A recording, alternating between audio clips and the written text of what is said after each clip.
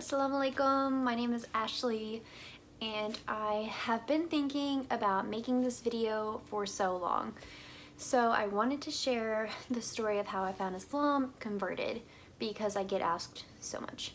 So I converted in June of 2019. So at this point it's been just a little bit over a year, alhamdulillah. It's been quite a journey, and for some people it looked like my journey was 1 month, but for me I think it probably started when I was in college. So I guess I could start there, and that's usually where I start. But for those of you who, most of you probably don't know me, so I did want to say I have grown up in the United States, in the state of Arkansas, so a southern state where we kind of live in what we call the Bible Belt. So Christianity is very big. A lot of people go to church.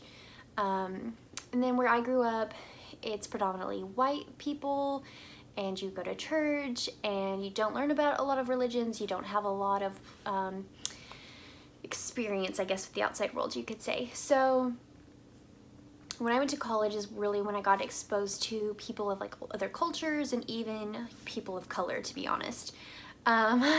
So crazy to I guess, talk about it. It typically is a topic of conversation when I tell people where I grew up. So if you want to Google it, I grew up in Harrison, Arkansas. So I went to college, and when I was, I believe, a sophomore, maybe a junior, it's all kind of a blur. All the semesters kind of run together when you look back. So I saw a flyer for a program, and they partner American students with international students. And I thought that that would be really cool, just like a fun experience, meet a new friend, learn something, be able to teach them something. And so it is a mentorship program where you were only required to speak with them like once a week or so. You can email back and forth or meet up.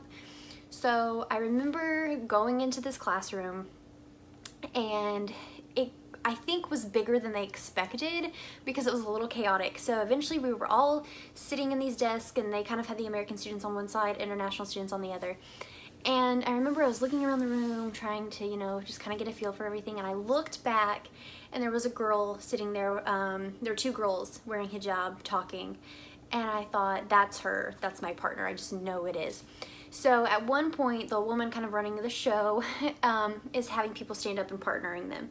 And I can tell she's gonna be really close to standing up at the same time I am. So when I saw her get ready to stand up, I stood up, and the lady paired us together.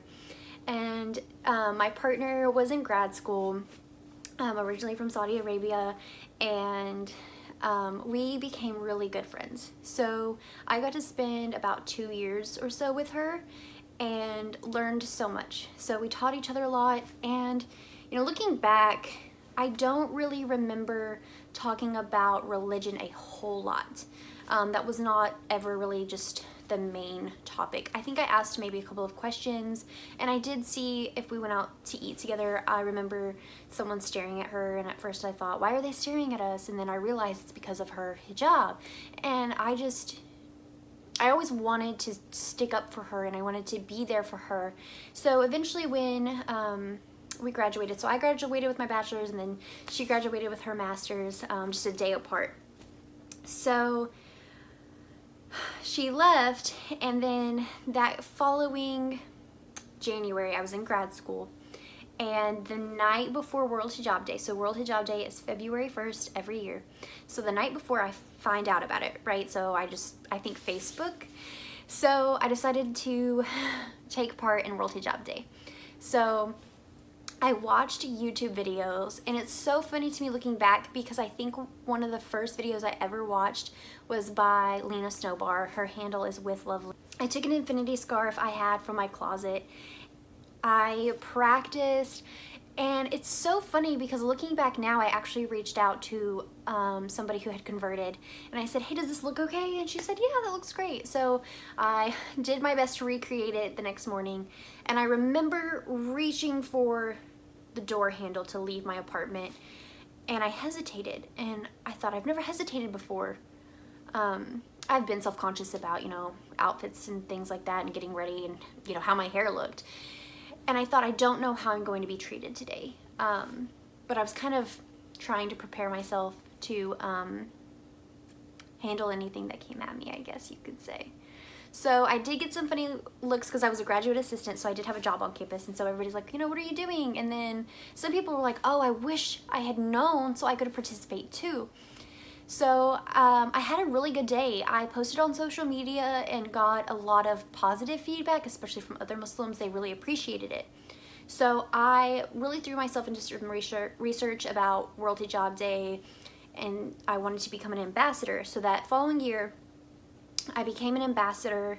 I think that was 2017, and I ended up moving to a larger area, larger city, but still kind of small for Arkansas. But I worked on a different college campus, so I actually attended their day and kind of hung around with them, wore it again, and then the next year, so 2018, I said I want to hold my own event in the city.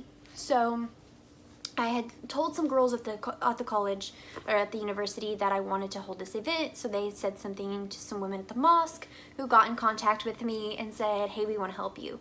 So when we had a little meeting, and I remember I went to a small mosque that's kind of used for like classes and things like that. And I go in and I talk to this man and I told him who I was waiting for. He went back in a room because he was doing something. He comes back out and he offers me a snack and he shows me where the restroom is, and I come back out from the restroom and he offers me a piece of pie, and he kept like, you know, just going back and forth like he wanted to talk to me but he wasn't sure. And at one point he said, here you go, and he gives me a calendar with like pictures of mosques, and I thought, well, that's really cool.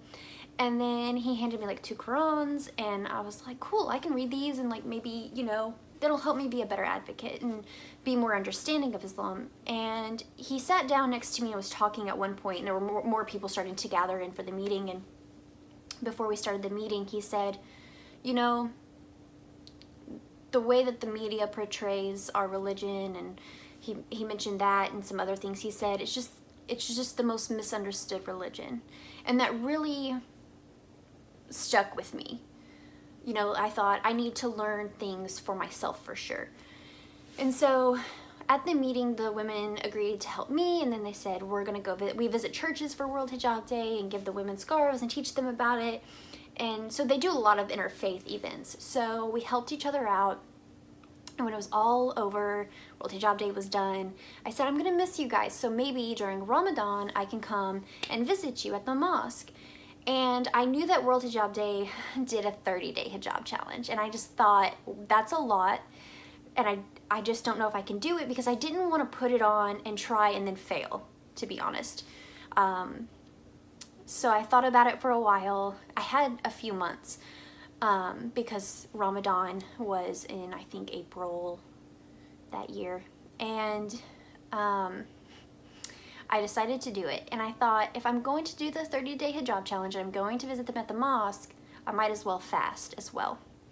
So I wore the hijab as much as I could out and about. I let work know, hey, I'm going to be wearing this.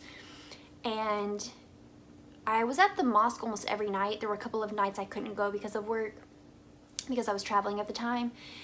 And I noticed about a week or so, in maybe 2 weeks, as I was learning more, I could feel this change happening. And no one ever pushed me or anything. They just said, hey, if you have any questions, let us know. Or if something was going on that maybe I wouldn't have known why it was happening or what it was exactly, somebody would offer up the information. And I eventually asked my friend to teach me how to pray. And I was like reading the Quran. I would get up for suhoor and like watch people's stories, and I was like trying to learn about Islam. And that Lena came back around, the women from the Salam Girl podcast, I discovered them. And so there was just so much going on. I was learning so much, and I was just really trying to dive into it, and I wanted to be a better advocate was really what my goal had been.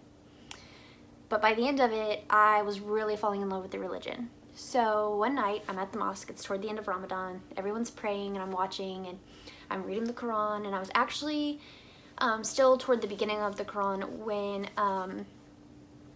God is actually speaking to Mary about Jesus and having a baby.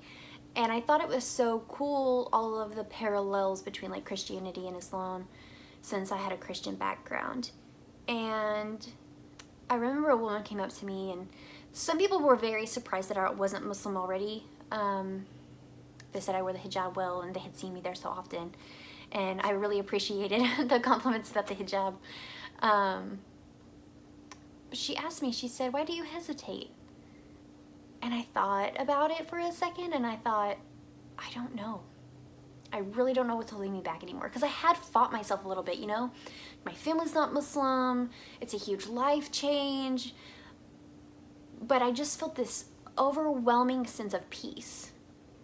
Just a peace that I hadn't really felt before. Because with Christianity, I went to church off and on. We didn't start going to church until I was 12. And then throughout college, it was off and on, kind of. And when I moved to the city on my own, I tried again, and something always felt like it was missing. And so I said, I'm going to take my Shahada. So I texted one of my friends, and I let her know. So I did it the last day of Ramadan. And it's there's hardly any words to describe how amazing it is. Even just sitting here talking about it. It's been amazing, and I'm so grateful. Allah has blessed me tremendously, and I wouldn't change a thing. So that's pretty much my story. I welcome any questions in the comments. Maybe I didn't really talk about something. I will say, since I converted, I just ended up not taking my hijab off, and I think the hijab was kind of one of those things that helped. Like, I got very comfortable, and to me the hijab helps me remember Allah, which is so important, and it reminds me of my faith, and it's an outward appearance of my faith. And then, you know, modesty is important too. I enjoy just everything. I love my hijab. Like, I can't imagine not having it, and being Muslim, I can't imagine that. So my family, I know I'll get this question too, so I'll go ahead and answer it. How did your family respond? So I think that they were all a little surprised and thrown off. They offered some support. I noticed later that support wavered a bit. I know it's confusing. So I do, of course, visit them for their holidays like Christmas. You know, I'm there to support them. And then, you know, they know when I'm fasting and things like that. So there's still a lot of obstacles and learning on both sides. But for the most part, I've had just such a really great community anyway. And I definitely threw myself in to like classes to like learn Arabic, and I've gone to Sunday school. So there's always going to be so much to learn about, and I'm trying to kind of take my family on that journey with me as much as I can without overwhelming them. But alhamdulillah, I found this beautiful religion, and I'm so grateful for it. So again, please go ahead and drop some comments below. I'd love to know if you guys want to know more, and follow me on this journey as I continue. So thanks for watching.